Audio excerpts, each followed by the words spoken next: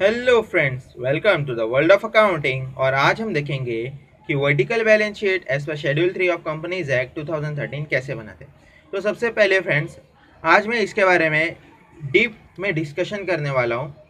हर एक पार्ट आपको अच्छे से समझाऊंगा, तो इसके लिए शायद थोड़ा टाइम भी लग सके। लेकिन फ्रेंड्स, आप अगर इसे अच्छे से देखेंगे तो आपको कभी भी रिग्रेट करने की नहीं ज़रूरत पड़ेगी कि काश मैंने वीडियो अच्छे से देखा होता, क्योंकि इसमें अगर एक्सप्लेनेशन आप अगर ध्यान से सुने तो आपको बिना रट्टा किए आप समझ सकते हो एग्ज़ाम में कि आपको कौन सा पोस्टिंग किस हेड के अंडर करना है। ओके फ्रेंड्स, अब सबसे पहली बात, vertical balance sheet as per schedule 3 of companies act 2013 part 1 में आता है और पार्ट 2 में आता है पीएनएल। ओके फ्रेंड्स, इतना याद रखना है। अब देखते हैं। सबसे पहले हमारा ये vertical balance sheet same as horizontal balance sheet ही है। इसमें क्या डिफरेंस है? हॉरिजॉन्टल बैलेंस शीट में हम लेफ्ट साइड में लाइबिलिटीज़ लिखते थे एंड राइट साइड में असेट्स लिखते थे। इसमें हम ऊपर लाइबिलिटीज़ लिखेंगे, नीचे असेट्स लिखेंगे। सिंपल। इसका फॉर्मेट मैंने अच्छे से पीपीटी में आपको दिखाने की कोशिश की है। सबसे पहली बात, हम जैसे हॉरिजॉन्टल बैलेंस शीट में लिखते थे कंपनी का नाम और balance sheet as on, same way, in the same way friends, हमें उसे यहाँ भी लिखना है। अब इसमें लाइबिलिटीज़ को सिर्फ लाइबिलिटीज़ नहीं कहा गया है सर, इसे कहा गया है equity and liabilities. Yes sir, इसे कहा गया है इक्विटी एंड लाइबिलिटीज़। अब आगे बढ़ते हैं। सबसे पहले इक्विटी एंड लाइबिलिटीज़ के अंडर आता है share holders fund. Share holders मतलब ओनर्स, फंड मीन्स पैसे, ओनर के पैसे। ओके फ्रेंड्स, अब शेयर होल्डर फंड्स में भी दो चीज़ें आती है, एक तो शेयर कैपिटल और शेयर और रिजर्व्स एंड सरप्लस। सबसे पहली बात और एक चीज़ आपको बताना चाहूँगा फ्रेंड्स, आप शेयर होल्डर्स फंड्स के अगर आप देखेंगे, होल्डर्स एस के आगे मैंने एफोस्ट्रॉफी दी है। यस फ्रेंड्स, एस के आगे एफोस्ट्रॉफी दी है। अब आप ये बोलेंगे ये क्या किया, एस के पहले आना चाहिए था। नहीं फ्रेंड्स, ये एस के आगे ही आएगा, क्योंकि अगर एस के पहले आता फ्रेंड्स तो सिर्फ वो एक शेयर होल्डर्स के लिए होता, और एस के बाद है इसका मतलब वो बहुत सारे शेयर होल्डर्स के लिए है। और ये कंपलसरी आपको एस के बाद ही लगाना है, क्योंकि ये स्टैंडर्ड फॉर्मेट है। यस फ्रेंड्स, ये स्टैंडर्ड फॉर्मेट है। अब शेयर कैपिटल, शेयर कैपिटल में आपको दिखाना पड़ेगा एक, सबसे पहले ऑथराइज कैपिटल कितना है कंपनी का। अगर नहीं दिया है तो क्वेश्चन मार्क लिख के उसके नीचे 2 अंडरलाइन कर दीजिए, काम हो जाएगा। वो मैंने आगे एक्सप्लेन किया है एक स्लाइड में।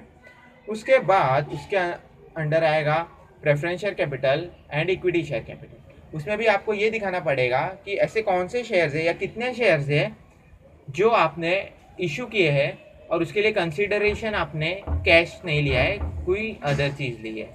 ओके फ्रेंड्स, उसके बाद बारी आती है रिजर्व एंड सरप्लस में। रिजर्व एंड सरप्लस में ऑल टाइप्स ऑफ रिजर्व्स आएंगे, जैसे कि divisible profits, PNL, general reserve and capital reserve. जितने भी रिजर्व्स आएंगे वो सब रिजर्व एंड सरप्लस में आएंगे। ओके फ्रेंड्स, अब बारी I share application money pending allotment. Friends, ये क्या है? आप सोचते होंगे कभी देखा नहीं, क्या है ये, पता नहीं है। इस फ्रेंड्स, जब company first time share issue करती है ना, तब वो एप्लीकेशन मनी कलेक्ट करती है और उस समय वो उसने शेयर्स का अलॉटमेंट नहीं किया होता है। तो जितना भी मनी कलेक्ट होता है तो एक डेबिट इफेक्ट आता है जो कि कैश में जाएगा या बैंक में, और जो दूसरा इफेक्ट है वो यहाँ दिखेगा, share application money pending allotment, क्योंकि इस समय तक उसने इक्विटी शेयर कैपिटल इंक्रीज नहीं किया होगा। इक्विटी या प्रेफरेंस कोई भी कैपिटल हो सकता है। ओके फ्रेंड्स, उसके बाद बारी आती है नॉन करंट लाइबिलिटीज़ की। अब नॉन करंट लाइबिलिटीज़ क्या है फ्रेंड्स? नॉन करंट लाइबिलिटीज़ वो लाइबिलिटीज़ है जो 1 ईयर के बाद हमें पे करनी है, अभी नहीं, 1 ईयर के बाद। तो सबसे पहले आगा लॉन्ग टर्म बोरिंग्स। अगर किसी बैंक से बोरो किया, फाइनेंशियल इंस्टीट्यूशन से बोरो किया या किसी पर्सन से बोरो किया है और आप उसे 1 साल के बाद रिपे करने वाले हो, तो वो आएगा लॉन्ग टर्म बोरिंग। फिर deferred tax liability. Deferred tax liability कौन सी लाइबिलिटी है? डेफर्ड टैक्स लाइबिलिटी फ्रेंड्स वो लाइबिलिटी होती है जो, सबसे पहले हमें अगर business and profession as per income tax act हम कैलकुलेट करेंगे, वो टैक्स, या एज पर कंपनीज एक्ट 2013 जो पीएनएल है और उसके ऊपर जो टैक्स चार्ज किया वो टैक्स, उन दोनों का जो डिफरेंस अमाउंट रहेगा वो या तो पेड आएगा या तो पेबल आएगा। तो जो पेबल वाला पार्ट है वो डेफर्ड टैक्स लाइबिलिटीज़ का पार्ट है फ्रेंड्स। और इसे मैंने यहाँ शॉर्ट में आपको समझाया है, इसके ऊपर एक पूरा का पूरा अकाउंटिंग स्टैंडर्ड बेस्ड है फ्रेंड्स। ओके, तो अब उसके बाद other long term liabilities other than long term borrowings and deferred tax liabilities, उसके बाद अदर लॉन्ग टर्म लाइबिलिटीज यहाँ दिखेगा, एंड लॉन्ग टर्म प्रोविजन, अगर आपने कोई प्रोविजन बनाया है लॉन्ग टर्म के लिए तो वो यहाँ दिख सकता है। अब उसके बाद बारी आती है करंट लाइबिलिटीज़। एक मिनट, आपको एक चीज़ बताना चाहूँगा कि long term provision and long term borrowings में क्या डिफरेंस है। लॉन्ग टर्म बोरोइंग्स में ये और लॉन्ग टर्म प्रोविजन में ये डिफरेंस है फ्रेंड्स कि लॉन्ग टर्म बोरोइंग में हमने पहले से ही किसी से पैसे उधार ले लिए हैं, लेकिन लॉन्ग टर्म प्रोविजन में हमें ऐसा लग रहा है कि कुछ सालों बाद हमें उन्हें इतना अमाउंट पे करना है और वो इकोनॉमिक बेनिफिट को हमारे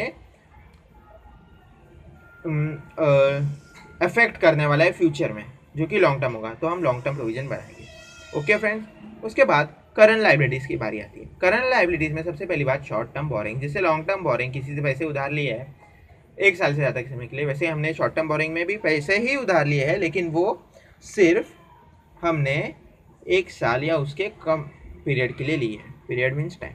अब ट्रेड पेबल्स, ट्रेड पेबल्स क्या होगा फ्रेंड्स, अगर हमने किसी से कुछ गुड्स खरीदे या कोई एक्सपेंस इनकर करने वाले हैं, लेकिन वो हमने उधारी में ही बोला कि आओ भाई हमारा काम कर दो, थोड़ा उधारी चल रही है, तंगी चल रही है, हम आपको बाद में पैसे वापस कर देंगे, तो वो फ्रेंड्स हो गए ट्रेड पेबल्स। अब शॉर्ट टर्म बोरिंग्स और ट्रेड पेबल्स में क्या डिफरेंस है फ्रेंड्स। शॉर्ट टर्म बोरिंग्स हमने पहले पैसे उधार लिए, शॉर्ट टर्म बोरिंग्स में हमने पैसे उधार लिए है, और ट्रेड पेबल्स में हमने गुड्स या सर्विसेज को उधार पे लिए। फ्रेंड्स ध्यान दीजिए, वहाँ पे करेंसी इंक्लूड हो रहा है, मॉनिटरी टर्म्स इंक्लूड हो रहा है। शॉर्ट टर्म्स बोरोइंग में हमने कैश उधार में लिया है, कैश उधार ली है, जबकि ट्रेड पेबल्स में हमने गुड्स या सर्विसेज उधार में ली। उसके बाद बात आई अदर करंट लाइबिलिटीज, जो फर्स्ट एंड सेकंड नहीं होगा, वो अदर करंट लाइबिलिटीज होगा अदर देन प्रोविजंस।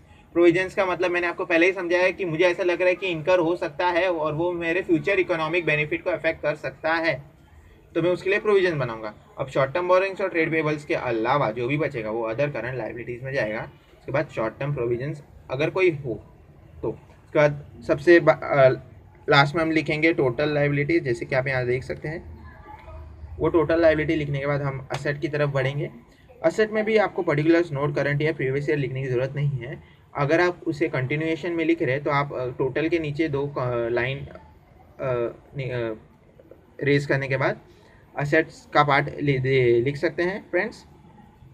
अब असेट में सबसे पहले आएगा नॉन करंट असेट और उसके नीचे आएगा करंट एसेट। ओके फ्रेंड्स, अब नॉन करंट एसेट में सबसे पहले 5 चीज़ें आती है। Fix asset, non current investment, deferred tax asset, long term loans and advances, other non current asset. अब फिक्स एसेट में क्या आएगा फ्रेंड्स, फिक्स एसेट्स में आता है tangible asset and intangible. Tangible जिसे हम देख सकते हैं, छू सकते हैं, इंटेंजिबल मतलब जिसे हम देख भी नहीं सकते, छू भी नहीं सकते, लेकिन फील कर सकते हैं कि वो है।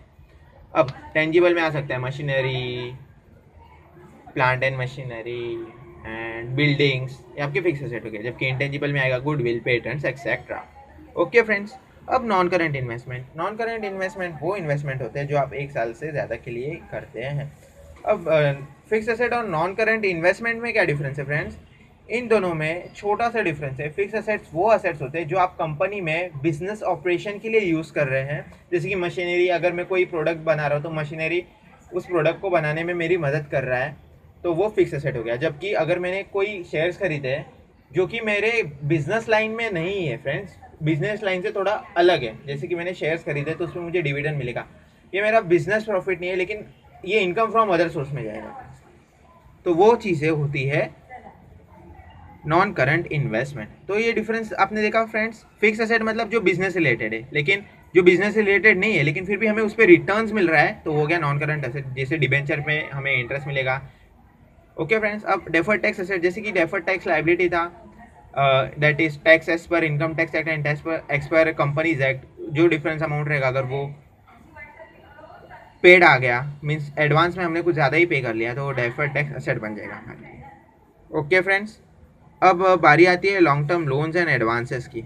अब long term loans and advances तो देखते हैं ये क्या है। जो हमने पैसे उधार पे दिए फ्रेंड्स उधार पे लिए नहीं, हमने जो पैसे उधार पे दिए उसे कहेंगे long term loans and advances. And other non current asset, non current asset जो ऊपर के 4 में नहीं है वो नीचे आ जाएगा। अब करंट एसेट में देखते हैं फ्रेंड्स करंट इन्वेस्टमेंट, जो कि करंट इन्वेस्टमेंट मतलब 1 साल से कम का इन्वेस्टमेंट। इन्वेंट्रीज फ्रेंड्स, अब इन्वेंट्रीज क्या होते हैं। इन्वेंट्रीज वो चीज़ होते हैं जो हमारे